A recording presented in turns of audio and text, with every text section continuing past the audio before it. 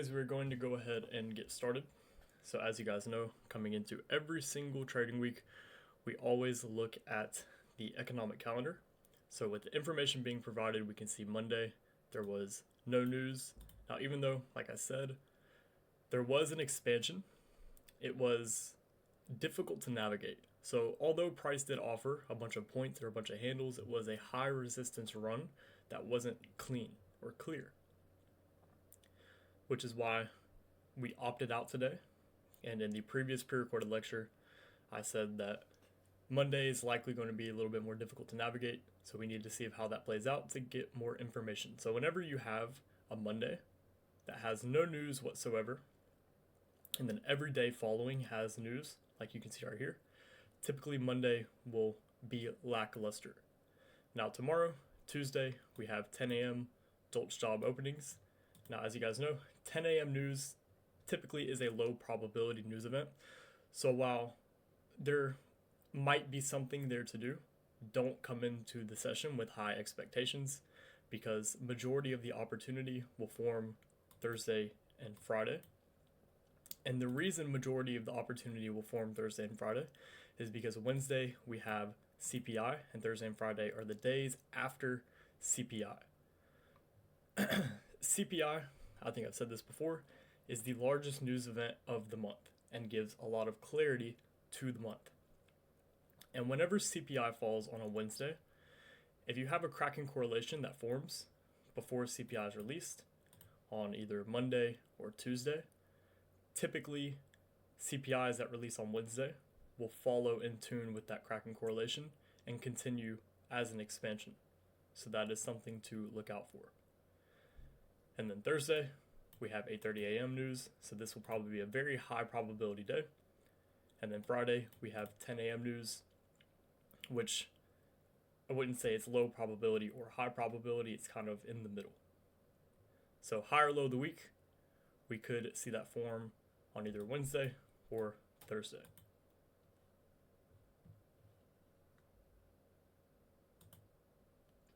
And now looking at the chart, so as you guys know, we had this monthly cycle sequential SMT right here, which is what caused price to expand lower thus far.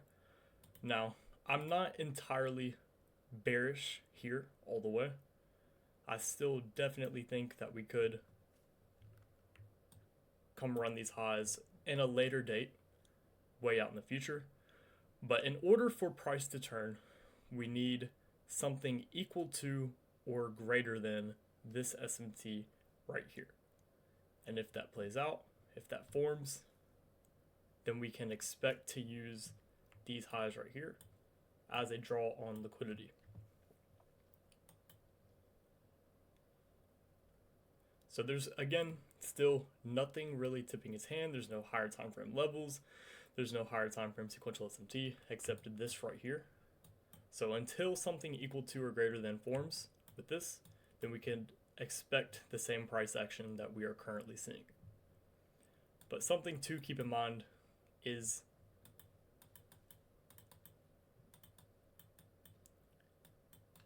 this 4-hour TPD right here. So this TPD can give us a lot of insight.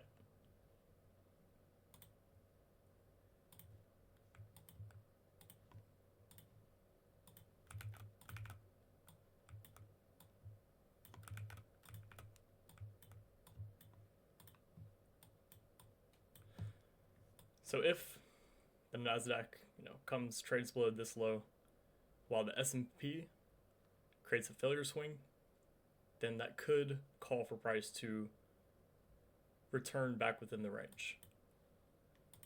Only if that sequential SMT is there, because this is the previous day's low.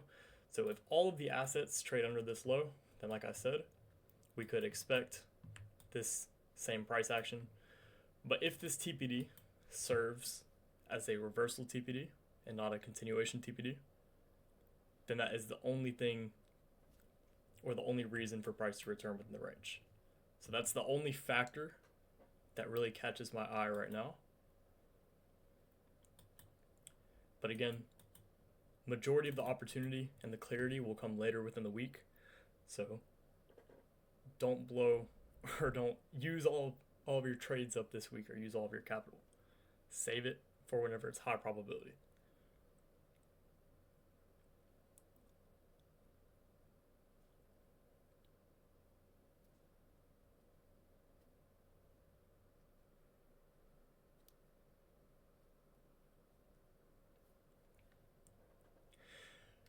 But that's really all for insights, so now we can do some Q&A.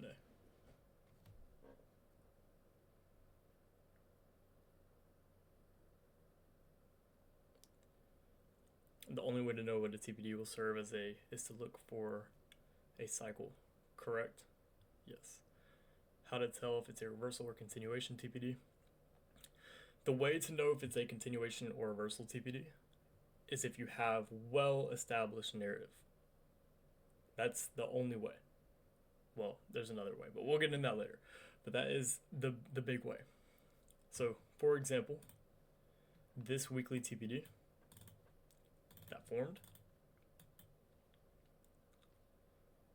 this weekly TPD was used as actually, we can go back to the one that we actually called out because I don't want to seem like hindsight specialists. But you guys know this weekly TPD that we had outlined right here. This weekly TPD was used as a continuation TPD. Why was it used as a continuation TPD? Because the lows we had outlined, we wanted to see price draw to these lows. So our narrative was bearish, and then a TPD formed after price had breached the 50%, the 50% of the immediate range. So from this swing high to this swing low, and why are you taking this swing high and this swing low? Because this is the highest swing high and the lowest swing low in the entire price run. And this is also where we wanted to see price draw towards. So this was our target. Now say for example, we were to take a higher range like this for a higher time frame. We can see this weekly TPD right here. It served as a continuation TPD because price went towards these lows and then broke through the 50%, and then price used that as continuation. But you need to have a well-defined narrative to understand continuation versus reversal TPDs. And that's not to get confused with the advanced premium and discount sequence because they're used in two different ways.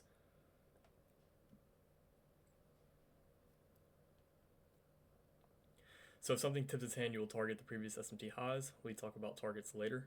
Yes.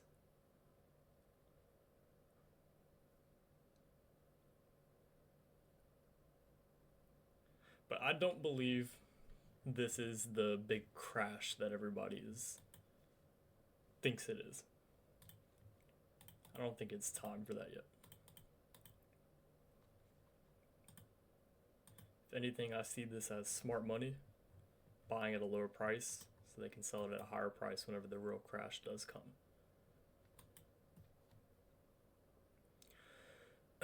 But we'll see.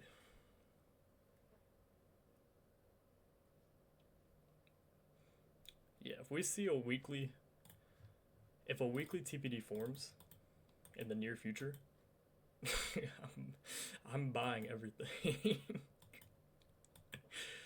Like say for example, if this candle closes as a weekly TPD, then these highs are gonna get destroyed. Weekly TPDs are extremely powerful if they're used for reversals.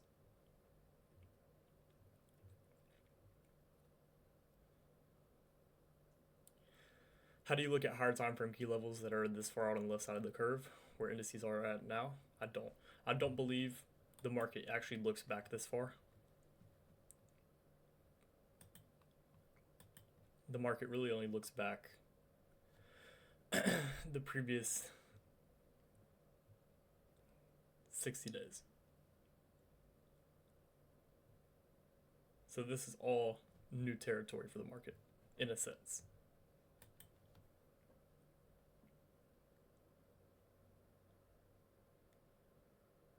Now, using the way left side of the chart as targets, yes, but using it to pinpoint actual places for reversals like we have in the past of, okay, it should go to this gap and then it should do this, or it should go here and then do this.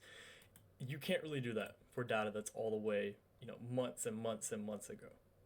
I mean, sure, after the run happens, you can go out there and, be like, oh, it was this candle right here that caused price to jump. Like, you can do that after it happens, but actually seeing it in real time and calling it, it's just...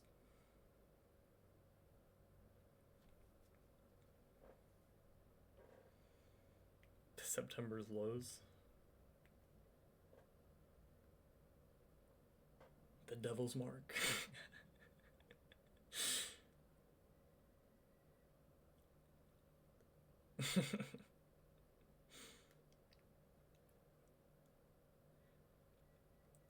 Right now, we're just waiting for price to tip its hand.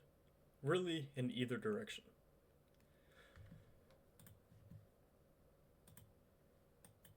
Now, preferably, best case scenario is it does this, but if all assets run out, because you don't want to be in the way of a big run, or in the sense, in age-old adage, try to catch a falling knife. You don't want to do that. You need to wait until something is equal to or greater than what caused the run. And that's why weighted probabilities is so important.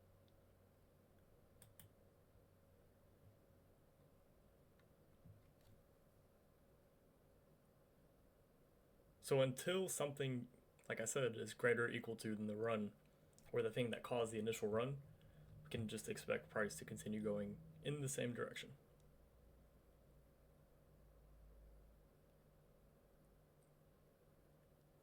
Do you consider new week opening gaps from that long ago? No.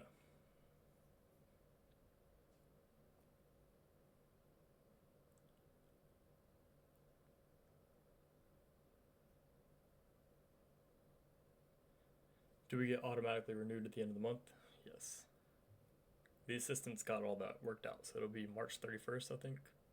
Somewhere around there. TPD question: if candle 3 opening price is in sync between two assets of a triad, both are higher or both are lower than the close of candle 1, but the third asset has a third at the same price as the C1 close, do you still count that as a TPD? There are some scenarios where it pans out and it works, but this is with anything that's, low probability like that. Because a lot of you guys ask like very niche questions and things like that. Just look for a lower time frame cracking correlation. If it works, 90% of the time it's because there was a lower time frame cracking correlation within there. So if you see something that's low probability or just a very, odd thing tipping its hand that usually doesn't form very often, just look for a lower time frame cracking correlation to support the idea. That'll save you a lot of headache. On Forex, you'd recommend starting the New York session at 7 a.m. or 7:30 a.m., knowing the true open is at 7:30 a.m. Yeah, with Forex, it's not a bad idea to start a little bit later. Not later, I mean a little bit earlier. Try longing today. Care to look at it over? It was around 12 p.m. We had 90-minute confirmed by 5-minute TPD, along with daily cycle and 1-hour TPD. I believe it was this.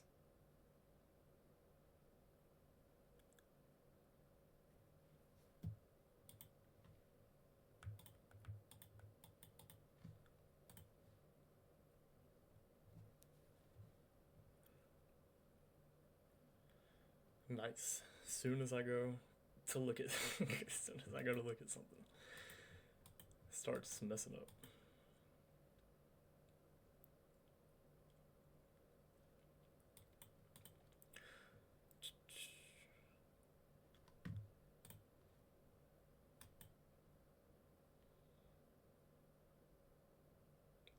a.m.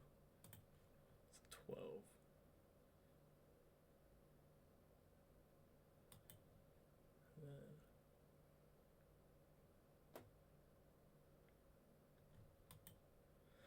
So you're talking about here, why this long didn't work.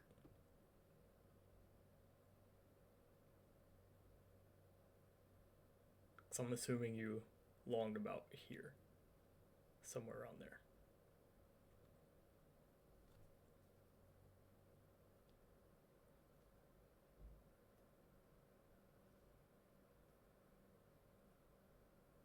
Yeah, with the 5-minute TPD entry. So I want you to take a look at this.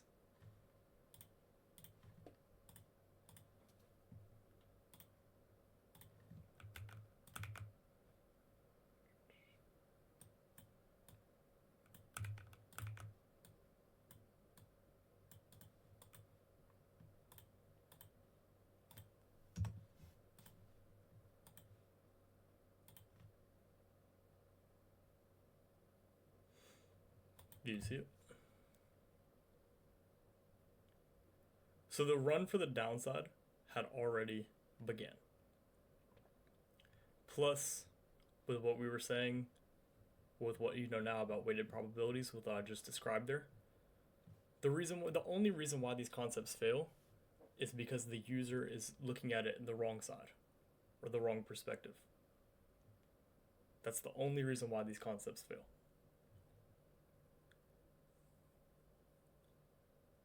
So the reason why it failed right here is because the downside run had already begun. So if anything, price used this as SMT market structure shift.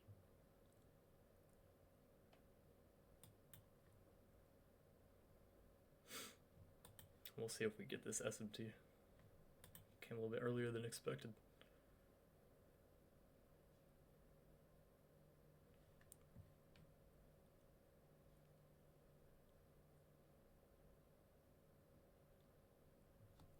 Do you recommend using the classic premium discount as well, or only the advanced?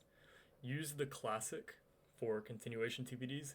Use the advanced premium and discount sequence whenever you're looking for actual continuations of sequential SMTs. For example, if a weekly cycle of sequential SMT happens and price expands, then you would use the previous day's range to work for, let's say Monday and Tuesday have a bullish weekly cycle sequential SMT. Then you would look at Tuesday's range. If it expanded already, look at Tuesday's range and look for at least one of the assets to trade within a discount, preferably within a gap. And then look for a continuation higher.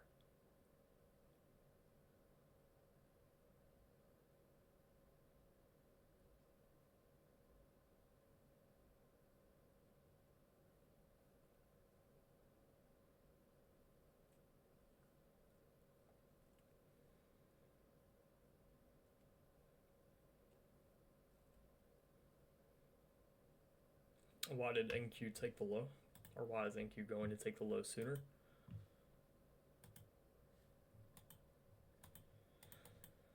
NQ right now we can see is weaker. Why?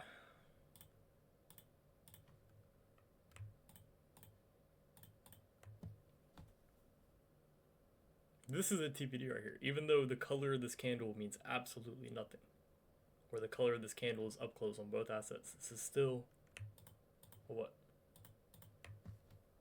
A TPD. NASDAQ had the lower open, so that's why it's more aggressive to run out this low.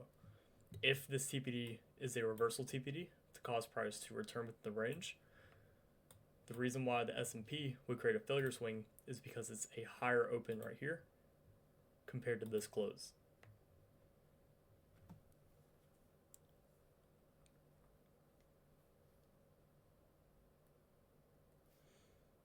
Show the reversion level on the S&P.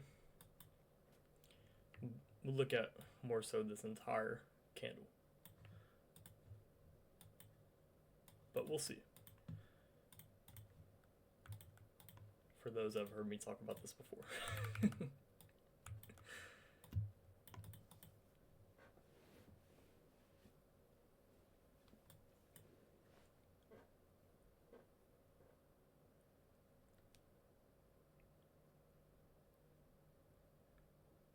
I swear, sometimes I hide it in plain sight. But anyways, and no, that's not a signal, remember. Wait. Be patient.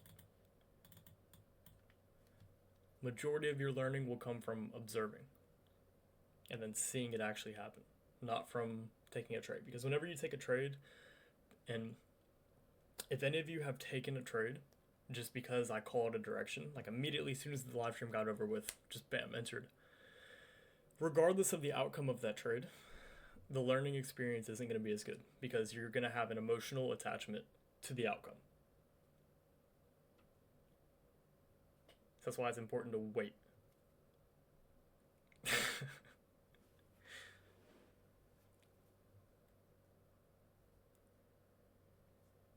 Are there times during the day when it's really not advisable to trade?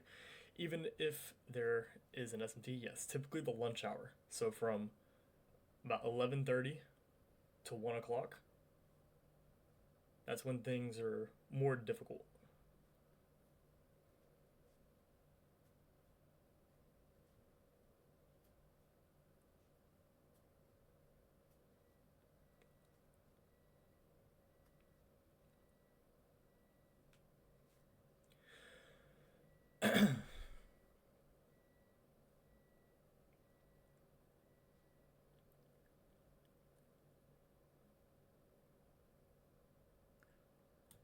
Make sure I got everything answered. Yeah. But we're gonna go ahead and wrap this one up here. So I will speak with you all tomorrow. Can you review the daily cycle sequential SMT with Asia and London? Look at this real quick.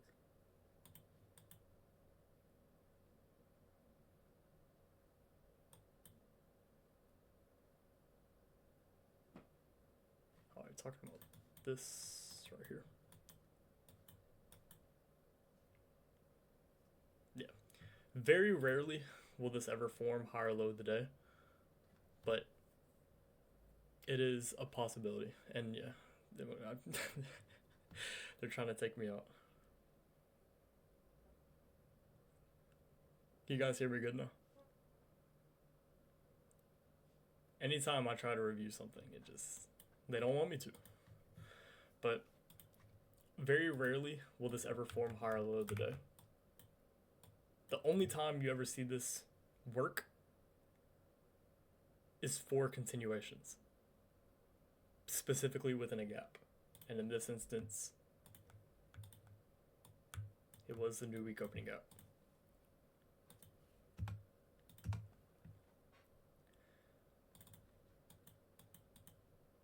But with that being said, hopefully y'all found this one insightful. I will speak with you all again in tomorrow night's pre-recorded lecture. Again, remember, CPI will be the thing that offers a lot of clarity. So don't try to push too hard tomorrow, and definitely don't try to trade ahead of CPI. Because as you guys know, in the past with non-farm payroll, CPI, even if we get it right in the direction, there's still a possibility of it running you out or shaking you out of the market. So just don't even open yourself up to that risk. But with that being said, good luck and good trading.